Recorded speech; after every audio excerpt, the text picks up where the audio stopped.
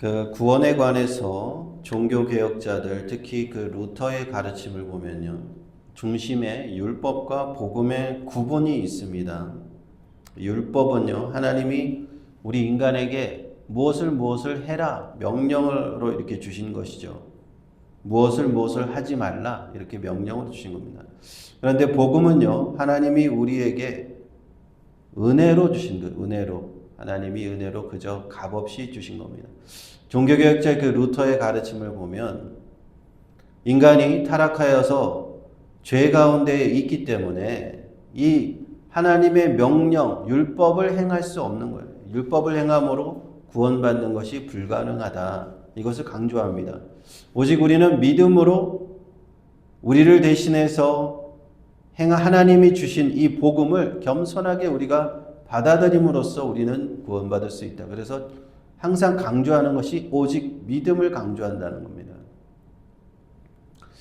그래서 루터와 같은 종교개혁자들은 이 로마서를 대할 때 로마서를 보면서 큰 깨달음을 얻습니다. 종교개혁자들은 복음을 열어주는 하나님의 열쇠다 이렇게 생각을 했어요. 그래서 로마서가 특히 개신교의 역사에 있어서는 엄청나게 중요한 성경책입니다. 오늘 이제 율법과 복음에 대해서 쭉 나오는데 5절에 보시면 모세가 기록하되 율법으로 말미암는 의를 행하는 사람은 레위기 18장 5절을 인용합니다. 레위기 18장 율법으로 말미암는 의 그 사람은 그 의로 살리라 하였거니와 그 율법을 행하는 사람 그 율법을 행함으로써 내가 율법을 지킴으로써 하나님 앞에 살리라 유대인들의 방법이죠. 그 바리새인들의 방법입니다. 그리고 예수 믿기 전에 사도 바울이 했던 방법이기도 해요. 그런데 로마서에서 사도 바울이 계속 얘기하는 것은 무엇이냐면 율법으로 살 수 있는 사람은 없다는 거예요. 율법을 지킴으로써 의에 이를 수 있는 사람은 없다. 그래서 6절에 이어서 말하기를 믿음으로 말미암는 의를 설명하는 겁니다. 율법으로는 사람이 의를 얻을 수 없는데 이 믿음으로 말미암는 의가 나오는 겁니다. 6절에 믿음으로 말미암는 의는 이것과 대조되는 것, 율법과 대조되는 것 믿음입니다. 하나님의 의 믿음으로 말미암는 의는 이런 것이다 라고 이제 쭉 설명을 하는데 좀 어려운 내용이에요.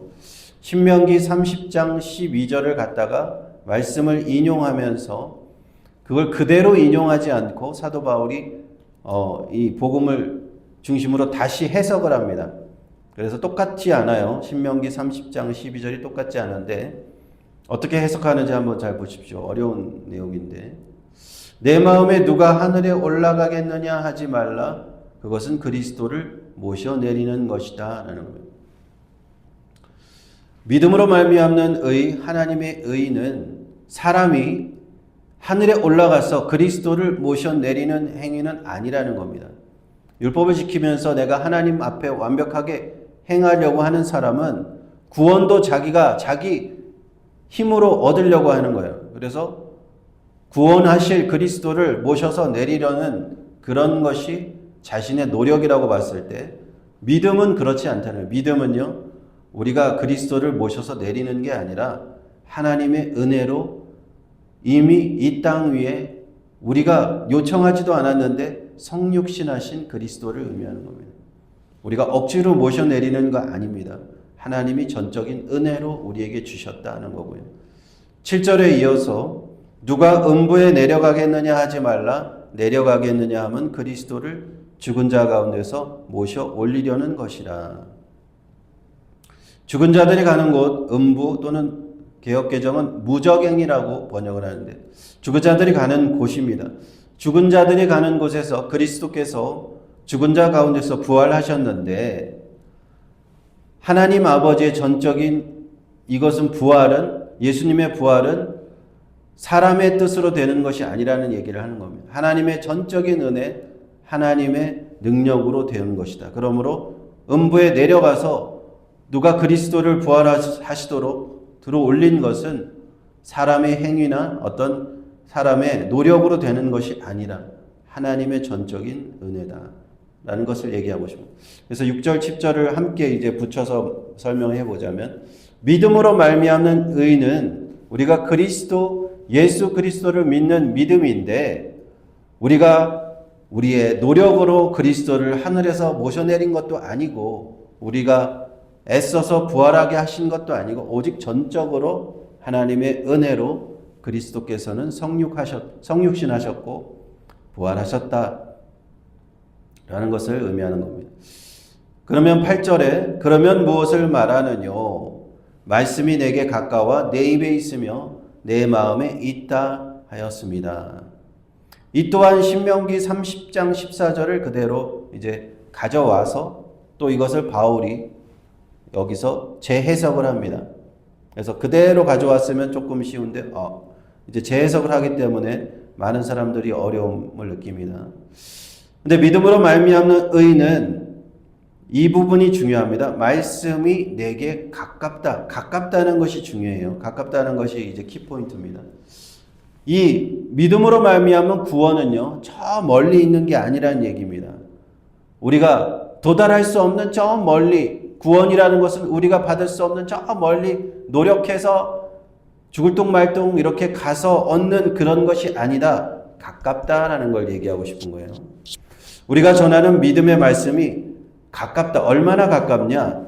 8절에 뭐라고 되어 있습니까? 내게 가까워 내 입에 있으며 내 마음에 있다는 거예요. 너의 입에 있고 너의 마음에 있을 정도로 가깝다. 그것이 복음의 말씀이다. 그러면서 9절에 뭐라고 설명하냐면, 내가 만일 내 입으로 예수를 주로 시인하며 또 하나님께서 그를 죽은 자 가운데서 살리신 것을 내 마음에 믿으면 구원을 얻으리니 라고 되어 있습니다. 얼마나 가깝냐? 이 복음의 믿음으로 말미암는 의, 복음으로 말미암는 구원은 얼마나 가까우냐? 입에 있다 그랬죠. 마음에 있다 그랬죠. 그래서요, 9절에 이렇게 설명하는 겁니다. 내 입으로 예수를 주인으로 시인하면, 그리고 내 마음으로 믿으면, 그렇죠? 내 입으로 내 마음으로 이렇게 가깝다는 거예요. 복음이 우리에게 얼마나 가까운지. 그냥 우리는 이 복음에, 우리에게 주신 이 복음에 응답하기만 하면 된다는 거예요.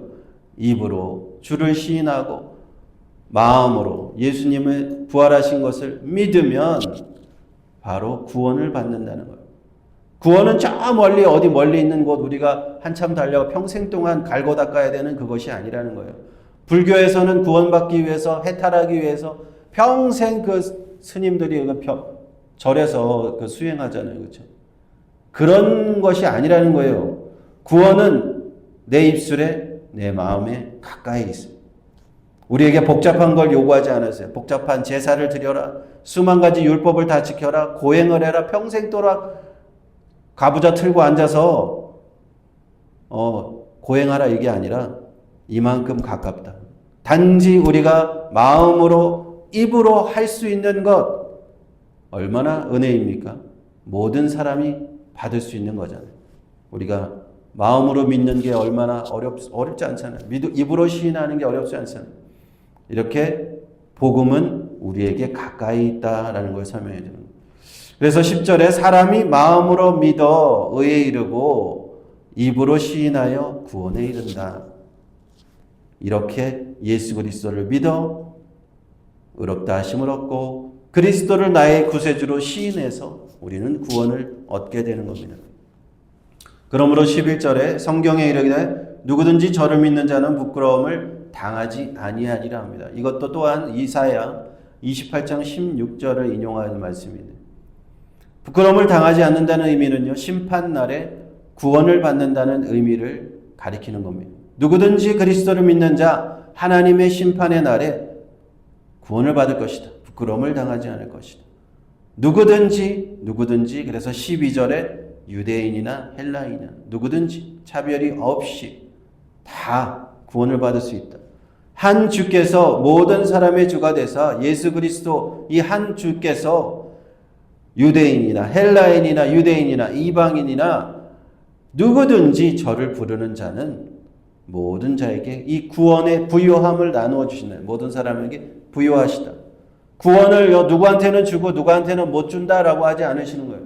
예수님께서 나누어 주시는 구원은 너무나 풍성하고 부유하시기 때문에 누구든지 주님의 이름을 부르기만 하면 내가 마음으로 믿고 입으로 시인하고 그러면 누구든지 구원을 주신다는 겁니다.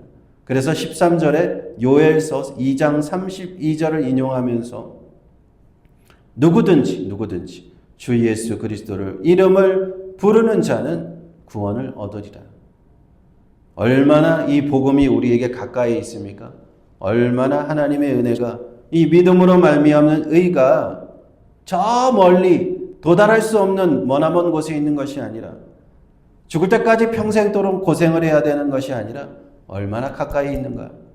내 마음으로 믿고 입으로 시인하면 구원을 얻는 것입니다. 이보다 더 가까이 있을 수는 없어요. 그러므로 종교개혁자들은요, 로마서를 굉장히 중요시했습니다. 루터가 고백한 그 고백이 있는데 로마서 1장 1절 17절에 보면 1장 17절을 보고 의인은 믿음으로 말미암아 살리라. 이 믿음으로 얻는 구원을 깨닫는 순간 루터는 고백을 했어요. 나는 완전히 새로 태어난 사람이 되었다. 완전히 천국의 문을 통과한 것 같았다. 라고 고백한 기록이 있습니다. 칼빈은요, 종교개혁자 칼빈은 로마서 전체를 해석하는 하면서 로마서를 이해한 사람은 성경 전체로 들어가는 확실한 길을 발견한 것이다 라는 말을 남겼습니다. 그래서 로마서가 굉장히 중요한 겁니다. 로마서를 통해서 우리는 율법이 아니라 복음, 이것을 깨닫게 되고 이 은혜를 깨닫게 된다는. 그런데 사람들이 그 종교개혁 당시에도 그랬듯이 사람들이 이 성경을 잘 읽지 않고 이 자꾸만 복음이 아닌 율법으로 돌아가려고 하는 경향이 강했습니다. 분명히 성경에서 이렇게 기록하고 있는데도 불구하고 중세시대에는 이 성경이 라틴어로 쓰여 있었기 때문에 일반 사람들은 읽을 수도 없었어요. 이해하지도 못했고. 그래서 루터가 종교개혁을 하고 제일 먼저 한 게 뭐냐면은 성경을 번역한 거예요. 성경을 독일어로 번역한 겁니다. 좀 읽어라, 성경을 읽으라고. 그러면서 성경 말씀, 이 로마서의 말씀, 우리에게 구원을 주시는 말씀, 오직 믿음이다, 오직 성경이다, 오직 은혜다. 이것이 종교개혁, 우리 기독교 개신교의 믿음입니다. 그 중에 중심에 로마서가 있는 것이고요. 우리는 이 복음을 우리에게 복음의 정수를 깨닫게 하는 이 로마서를 우리가 깨닫고 우리의 신앙이 여기에 굳건하게 서 있어야 될 줄 믿습니다. 다른데 우리의 신앙이 서 있으면 안 돼요. 오직 복음 위에 종교개혁자들이 재발견해 준 이 복음 위에 우리 믿음이 서서 굳건하게 서서 우리가 이 복음 안에서 하나님께 영광 돌리며 그렇게 살아야 될 줄로 믿습니다. 기도하겠습니다.